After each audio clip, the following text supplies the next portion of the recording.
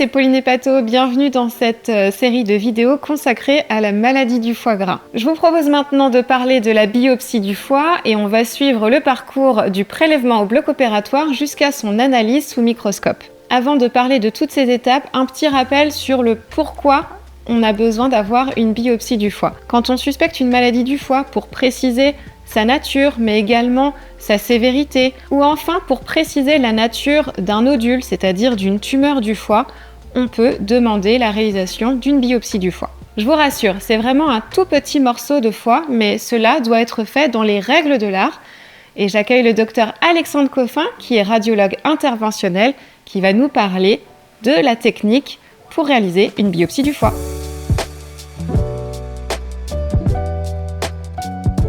Salut Alexandre. Salut Pauline. Est-ce que tu peux m'expliquer le parcours du patient à partir du moment où je te l'adresse en fait pour une biopsie du foie ? Avec plaisir. Donc effectivement, c'est déjà un réseau spécialisé. C'est pas le radiologue interventionnel tout seul qui va aller mettre une aiguille dans un foie. On travaille tous en équipe et c'est un plaisir de travailler avec vous.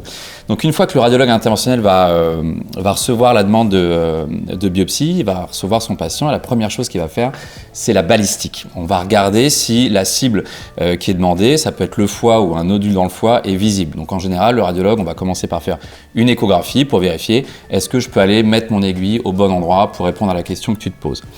La deuxième chose qu'on va regarder, c'est s'il y a des contre-indications pour le geste. Donc les contre-indications, elles peuvent être liées soit à l'anatomie, parce qu'il y a un bout de tube digestif qui va se mettre devant, parce que le nodule n'est pas visible, et donc il va falloir changer notre fusil d'épaule, ou parfois parce qu'il y a trop de liquide qui est apparu autour du foie, auquel cas il y aura des conditions qui seront trop dangereuses et qui vont contre-indiquer le geste.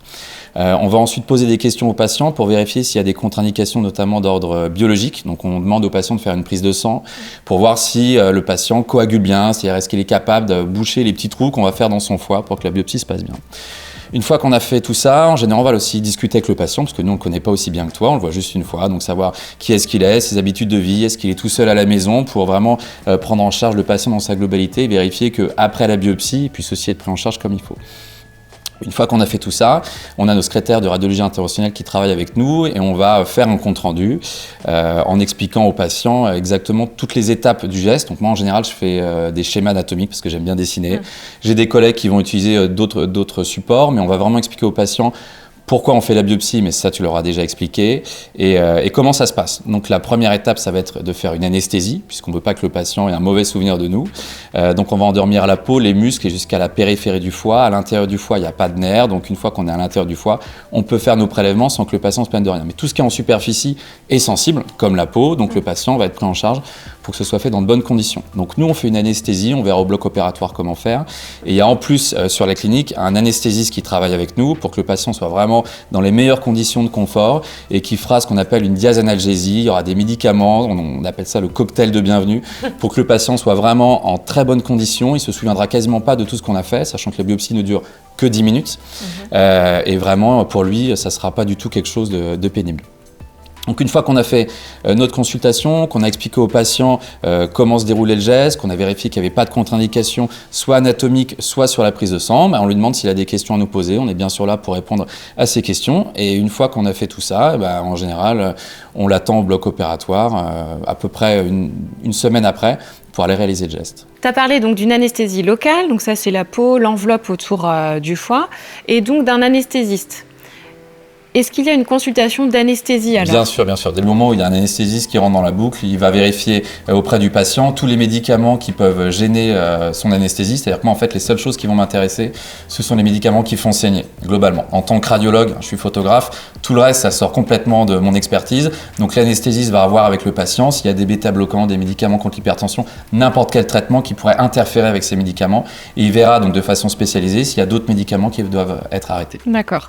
On pense évidemment aux anticoagulants, aux antiagrégants plaquettaires, etc., etc. Donc consultation d'anesthésie obligatoire à partir du moment où il y a un anesthésiste qui va rentrer dans la prise en charge. Et pour nous, c'est une vraie chance. Ça nous permet d'avoir, nous, notre travail de radiologue qui est vraiment centré à 100% sur la biopsie et d'avoir un médecin à côté qui lui va prendre en charge le patient pour tout ce qui est douleur, la pression artérielle, vraiment toutes les constantes. Donc ça, c'est un gros plus. Ouais.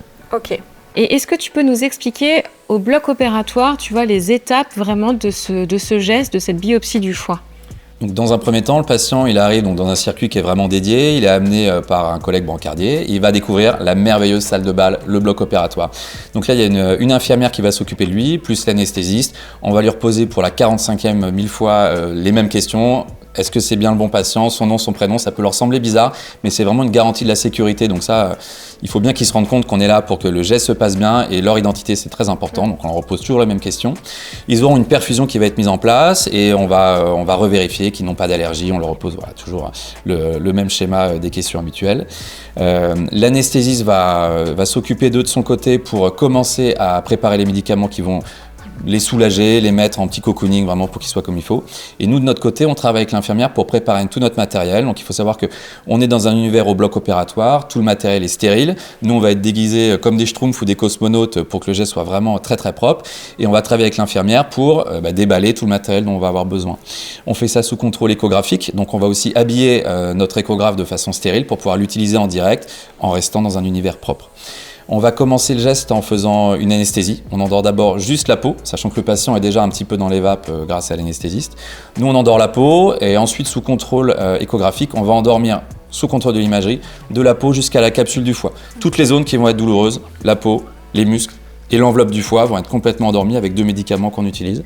Une fois qu'on a endormi tout le trajet, on va prendre ce qu'on appelle notre coaxial, c'est l'aiguille qu'on va mettre dans le foie, qu'on positionne sous trajet échographique. En temps réel, on voit exactement tout le trajet de l'aiguille. À aucun moment, on est en train de manipuler un matériel sans savoir à quel endroit on est. Une fois qu'on est au bon endroit, on va prendre une deuxième aiguille plus petite qui va nous permettre de faire 1, 2, 3 ou 4 carottes dans la zone qu'on doit étudier. Et on va récupérer à chaque fois ces carottes qu'on va mettre dans un petit pot de formol pour les envoyer à nos collègues anatomopathologistes, les anapathes comme on les appelle. Et la seule chose qu'on est capable de dire à l'œil nu, c'est est-ce que le matériel est d'assez bonne qualité? Est-ce qu'on a assez de matériel pour que le médecin qui va regarder au microscope puisse travailler? On est incapable de dire à l'œil nu, ça c'est typique d'un foie stéatosique, c'est une cirrhose stade S4 ou je sais pas quoi. Non. On va juste faire le nombre de prélèvements qui nous permettent de dire, là l'anapathe, il va pouvoir travailler et répondre à la question qu'on se pose. Okay. Une fois qu'on a fini nos prélèvements, on va parfois mettre de la colle en repartant sur le trajet de notre aiguille pour éviter que le foie saigne. Et puis ensuite un petit pansement, on nettoie, ni vu ni connu, et le patient va pouvoir repartir en salle de réveil et ensuite va passer dans le service d'ambulatoire pour se reposer pendant 4 heures. C'est très important, on leur dit à chaque fois, la grosse sieste, très important. Pendant 4 heures, ils seront dans leur chambre, ils pourront manger, boire, discuter, mais interdit de se lever. Ça permet à leur corps de bien cicatriser, puisqu'il faut se rendre compte que quand vous êtes tranquillement dans votre lit, le foie bouge un petit peu avec les mouvements de la respiration, mais il ne bouge pas beaucoup. Dès qu'on va se lever, dès qu'on va faire des mouvements, tous les mouvements musculo-squelettiques qu'on va faire vont faire beaucoup bouger les organes, et ça peut gêner la cicatrisation. Donc, une fois que la biopsie est réalisée, le patient retourne dans sa chambre, il prend sa lecture préférée, ça peut être Picsou Magazine ou ce qu'on n'est pas là pour juger, et il reste tranquille dans son lit. Les infirmières vont venir le voir régulièrement pour vérifier qu'il n'est pas douloureux, que la pression artérielle est bonne, que tout va bien, et au bout des 4 heures, il aura le droit de rentrer chez lui. D'accord. Et dernière chose, même si le patient rentre chez lui, même s'il habite loin d'ici, on est toujours là pour s'occuper d'eux. C'est-à-dire dès le moment où ils sont pris en charge dans la clinique, dans notre réseau de soins, ils ont nos coordonnées, ils peuvent nous rappeler pour dire « docteur, le lendemain, j'ai une question, il y a quelque chose qui ne va pas » ou quelle que soit la question qu'ils peuvent se poser, il y a une secrétaire qui est là pour leur répondre et nous, on est toujours disponible pour répondre à leurs questions. Est-ce qu'on va quand même parler des complications? C'est quoi la complication sur laquelle vous insistez particulièrement et que vous prévenez les malades de cette complication? La complication, c'est clairement le saignement, parce que j'explique aux patients pendant la consultation, c'est quand ils sont à la maison et qu'ils vont se couper parce qu'ils sont en train de bricoler, de cuisiner, ils vont saigner. C'est normal. Et puis leur corps est capable de boucher les trous tout seul. C'est ce qu'on appelle la coagulation. Nous, on va faire un trou dans la peau, dans les muscles et dans le foie. Et on va faire des petites carottes, donc on va découper des tout petits bouts de foie qui font 1 mm de large et 2 cm de long. Ça reste tout petit. Donc forcément, le foie va saigner. Donc nous, avant la biopsie, pendant la consultation, on a vérifié que le patient était en bon état général et ne présentait pas de contre-indication, encore une fois, pour qu'on puisse faire la biopsie dans de bonnes conditions. On vérifie que son corps fonctionne normalement et on vérifie qu'il ne prend pas de médicaments qui pourraient altérer le fonctionnement de son corps et donc le faire saigner. On fait notre biopsie en regardant exactement la zone qu'on va biopsier. On ne va pas aller biopsier au contact d'un gros vaisseau, typiquement. Et si le patient saigne, on peut quand même mettre de la colle qui va boucher le trajet de ponction. Une fois qu'on a fait ça, avec une prise de sang normale, sans prendre d'anticoagulants et en restant 4 heures allongé, dans 99,9% des cas, ça va bien se passer. Néanmoins, on sait qu'il y a l'aléa thérapeutique, on sait qu'il y a des patients qui peuvent se compliquer. C'est pour ça qu'on garde les patients dans la clinique. La biopsie, on l'a fait dans la clinique, au bloc opératoire pour que l'anesthésiste puisse vraiment chouchouter le patient, qu'on soit dans les meilleures conditions de confort, que le radiologue va uniquement s'occuper de la biopsie sans avoir à gérer d'autres choses. Et les 4 heures de surveillance après permettent vraiment de vérifier que le patient, une fois qu'on a attendu 4 heures, qu'il est resté tranquillement dans son lit à lire son Picsou Magazine préféré, il peut rentrer chez lui. Voilà. La complication, c'est en général dans l'heure qui suit. D'accord. Donc une fois qu'on a 4 heures de surveillance, que le patient a fait le premier levé avec l'infirmière dans sa chambre, on le laisse repartir vraiment serein, même si encore une fois, il a nos coordonnées, il peut nous joindre. Exactement. Si besoin. Donc la complication, c'est le saignement. Et si jamais il y a un saignement, qu'est-ce qui se passe ? On est radiologue interventionnel, on est au bloc opératoire avec toutes les machines qu'il faut pour boucher l'artère ou la veine qui saigne. Donc on s'occupe du patient dans la foulée si jamais l'anesthésiste nous dit que tel patient se complique. Ce qui heureusement arrive très très rarement. Mais on est dans les bonnes conditions pour que tout se passe bien. Ok. Donc au bout des 4 heures de surveillance, tout va bien. C'est de l'ambulatoire en fait, le patient il rentre chez lui. Exactement, il ne reste pas à la clinique, il a le droit de retrouver son petit confort à la maison. Ok, et puis le tout petit prélèvement, il va partir en analyse le plus vite possible ou dans quel... Ouais, de toute façon il est déjà dans le formol, donc il n'y a pas d'urgence à l'envoyer à la minute. Tous les prélèvements vont partir ensemble dans le petit train et puis arriver à l'IHP pour être analysé. En anapath. Exactement. Et bien ça tombe bien parce qu'on va aller juste après au labo d'anapath pour voir ce que devient cette petite biopsie. Excellent. Merci beaucoup Alexandre. Je t'en prie, merci à toi. Bonjour Othman, on vient juste de réaliser une biopsie du foie et elle est arrivée ici. Est-ce que tu peux te présenter et nous dire où est-ce qu'on est ici ? Bonjour Pauline, bienvenue chez nous. On est à l'Institut d'histopathologie. Donc c'est une structure d'anatomie et cytologie pathologique. On est spécialisé dans le diagnostic des maladies à partir des prélèvements tissulaires, quelle que soit leur taille, qu'ils soient petits et les biopsies, ou gros comme les pièces opératoires. Est-ce que tu peux nous expliquer le parcours de cette petite biopsie du foie à partir du moment où elle arrive ici et jusqu'à son analyse sous microscope ? Et d'ailleurs, c'est toi qui t'en charges. Quand la biopsie nous parvient, la première étape, c'est de recevoir le flacon avec le bon de demande d'examen. Donc c'est le petit mot que nous laisse le radiologue ou le gastro-entérologue avec toutes les informations qui sont indispensables pour que nous, on puisse arriver à un diagnostic. Lors de cette étape, on en profite pour revérifier l'identitovigilance, être sûr que c'est le bon patient et le bon prélèvement et qu'on parle bien tous de la même chose. La biopsie, elle a été mise dans du formol et elle est fixée pendant un certain temps, 24 heures, pour permettre les étapes ultérieures. Et c'est un temps qui est incompressible. On ne peut pas traiter les biopsies immédiatement, il y a un temps qui est chimique, tout simplement. D'accord. La biopsie est prise avec grande précaution, on récupère tout le matériel qu'on peut et puis on met ça en cassette, une fois qu'elle est bien fixée évidemment, après les 24 heures dans le formol, pour ensuite suivre les autres étapes parce qu'il y a beaucoup d'étapes et la plupart ont des temps incompressibles. La cassette est ensuite mise dans une machine de déshydratation, donc elle passe par des bains d'alcool progressifs, ce qui permet ensuite de la couler dans la paraffine pour constituer un bloc. Donc nous, notre première étape, c'est de fabriquer ce bloc. C'est notre matière première. À partir de ce bloc, on va faire des coupes extrêmement fines, de l'ordre de 4 microns, qu'on va étaler sur des lames. C'est un travail artisanal, ça se fait à la main, c'est un travail très fin. Aucune machine n'est capable de le faire aujourd'hui avec une qualité satisfaisante. Donc c'est des techniciens expérimentés, spécialisés qui font ça. Une fois que cette fine coupe est mise sur la lame est colorée. Donc il y a plein de bains de colorants à passer, on a une coloration standard et puis des colorations plus spéciales en fonction des questions qu'on se pose. Et en particulier sur les questions qui nous intéressent, sur les biopsies hépatiques, celles que tu nous envoies, on est obligé de faire plusieurs colorations pour chercher soit la fibrose, soit chercher l'inflammation, soit regarder tous les paramètres qui nous intéressent. Donc c'est des colorants, ça ressemble à une palette d'artistes. Il y a du safran, il y a de l'éosine, il y a plein de produits qu'on pourrait utiliser dans un atelier d'art. Et puis notre but, c'est de fabriquer une image de la maladie. Au-delà des colorations, on peut aussi avoir recours à l'immunohistochimie, donc on cherche des marqueurs particuliers. Donc c'est des techniques plus poussées, plus modernes, et en fonction de la question posée, on a tout un panel d'anticorps qui est assez énorme d'ailleurs. C'est des frigos entiers d'anticorps qu'on peut utiliser en fonction des questions qu'on se pose. Évidemment, on ne fait pas tout en cible, on se pose des questions. Les questions qu'on se pose, c'est selon les informations que tu nous donnes et les questions que toi-même tu te poses. En cas de cancer, par exemple ? En cas de cancer, par exemple, bien sûr. Et au final, on répond qu'à une petite partie de la question. Et on n'est qu'un élément dans le diagnostic. Et c'est intégré à un tout. On a besoin évidemment tu as besoin du radiologue et bien sûr de ta connaissance du patient qui est très spécifique et tout le monde est différent, on le sait bien. Et nous, on n'a pas le contexte médical global, on n'a pas toute la biologie, on n'a pas le contexte psychologique d'ailleurs. On ne sait pas tout ce qui se passe. Donc on en reparlera après, mais ça impacte aussi notre façon de diffuser les résultats. Une fois que les lames sont colorées et qu'elles sont prêtes, elles sont étalées sur des racks et puis elles nous sont distribuées. Comme ça, on peut maintenant travailler au microscope et regarder les images. C'est à toi de jouer alors. C'est à moi de jouer. Donc toute la première étape qu'effectuent nos techniciens, c'est une étape de création. C'est tout un processus de création qui est long, qui permet d'aboutir à cette lame et donc cette image. Ensuite, on va passer au processus de réflexion en intégrant les informations cliniques et l'image qu'on voit. Je vois que sur ton bureau, tu as un microscope. Est-ce que le microscope, c'est vraiment ton outil encore phare ou est-ce qu'il y a des nouvelles techniques qui se développent ? Alors, le microscope, c'est un outil merveilleux. Ça fait plus de 100 ans que ça nous rend bien service et qu'on fait des diagnostics avec. Donc, on s'en passe pas du jour au lendemain.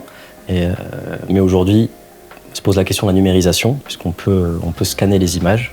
Et on regardera tout à l'heure un peu comment ça fonctionne, ce qui permet aussi d'échanger plus facilement, parce que par exemple sur les biopsies hépatiques, on a régulièrement des réunions où on discute les dossiers cliniques des patients et on se montre les lames et on peut tous en discuter en réunion et vous pouvez prendre des décisions collégiales entre hépatologues. Tu as parlé, on voit bien que c'est très long en fait, on n'imaginait pas et merci beaucoup pour cette visite parce que c'est hyper intéressant. Tu as parlé de délai incompressible. C'est vrai que nous, on insiste vraiment en consultation avec le patient en disant qu'on ne pourra pas avoir les résultats tout de suite. Souvent, moi, je revois les patients à peu près 2 semaines après qu'ils aient été prélevés. Est-ce que c'est un délai qui te semble correct ? Est-ce que c'est quoi pour une biopsie du foie ? Tu vois, le délai effectivement incompressible. Le délai dépend du type de prélèvement et de la difficulté de la maladie diagnostiquée, évidemment, et du nombre de techniques qu'on va entreprendre. Dans le cas d'une biopsie du foie, que ce soit tumorale ou médicale, c'est un exercice qui est difficile et qui est plus long.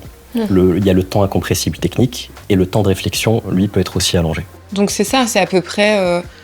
se laisser 2 semaines, ça te paraît logique ? Se laisser 2 semaines, c'est un pari. C'est un pari qu'on peut gagner dans la très très grande majorité des cas. Ok. Et on espère le gagner pour que le patient ait son diagnostic le plus vite possible. On fait du mieux, évidemment. Tu parles d'un rendu de résultat, un rendu éventuellement diagnostic. Et une autre question qui revient très souvent, c'est qu'ils ne reçoivent pas, que les patients ne reçoivent pas leurs résultats, justement, d'analyse de biopsie du foie à la maison, à leur domicile. Est-ce que tu peux m'expliquer pourquoi le patient ne le reçoit pas, ce résultat ? On comprend que cette situation peut paraître injuste. C'est ma biopsie, c'est ma maladie, je veux savoir. Le problème qui se pose, c'est que le diagnostic qu'on rend, et on rend un diagnostic, il doit être encadré. Il doit être annoncé à un médecin. Et c'est pas moi qui le dis, c'est le code de santé publique. Il y a un processus à suivre. Cette information, elle est encadrée. Et recevoir un diagnostic qui peut être grave ou pas grave, et puis être seul à devoir faire des recherches sur Internet, c'est pas simple.